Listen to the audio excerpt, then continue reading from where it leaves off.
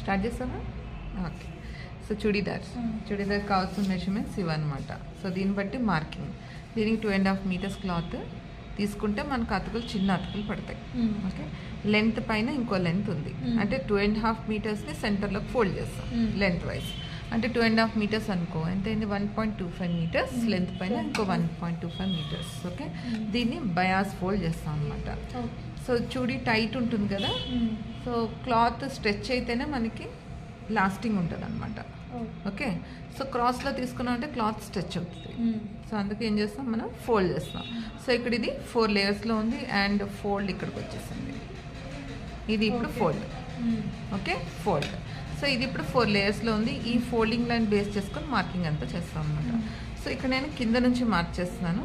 ఒకవేళ నీకు చూడి ఎక్కువ లెంత్ కావాలనుకో పైనుంచి స్టార్ట్ చేసుకోవచ్చు. లిమిటెడ్గా నీకు కొన్ని ఫ్రిల్స్ వరకు కావాలంటే కింద నుంచి స్టార్ట్ చేసుకోవచ్చు.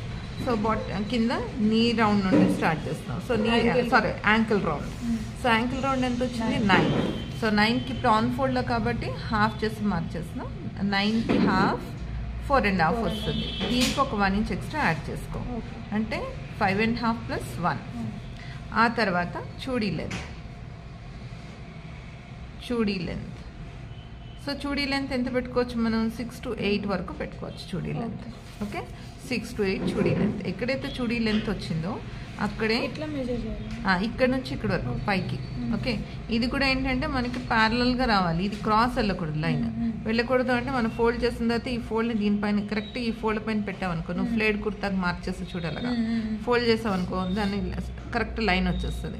ఈ లైన్ బేస్ చేసుకొని 6 to 8. ఇప్పుడు 8 ఇంచెస్ అనుకో, ఇక్కడ నుంచి 8, ఇక్కడ నుంచి 8 ఒక పాయింట్ అనమాట. సో అప్పుడు మనకి దీని ప్యారలల్ లైన్ వస్తుంది.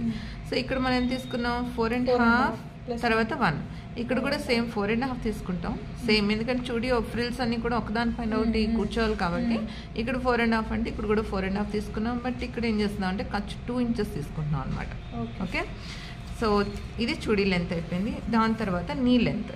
సో ఈ చూడీ లెంత్ దగ్గర నుంచి నీ లెంత్ తీసుకోవాలి. సో నీ లెంత్ ఎంత వచ్చింది మనకి? 16 నీ లెంత్ ఎక్కడైతే వచ్చిందో అక్కడ నీ రౌండ్. సో ఈ నీ రౌండ్ మార్క్ చేసేటప్పుడు కూడా 16 ఇక్కడ నుంచి ఒక పాయింట్, ఇక్కడ నుంచి ఒక పాయింట్ మార్క్ చేసుకో. సో దీని ప్యారలల్ లైన్ ఇక్కడ వస్తుంది. సో 16 దగ్గరే మన నీ రౌండ్ ఎంత? 17 వచ్చింది. ఆన్ ఫోల్డ్లో కాబట్టి 17.5 8.5. 8.5 ఎక్కడైతే వచ్చిందో అక్కడ మార్క్ చేసిన తర్వాత 2 ఇంచెస్ మార్చింది. నెక్స్ట్ ఇక్కడ నుంచి మన సల్వార్ లెంత్ ఎంతో అది మార్చేయాలి. సల్వార్ లెంత్ ఎలా వస్తుంది? Full length minus half sleeve length salwar length. So salwar 31.5. Okay, 31.5 plus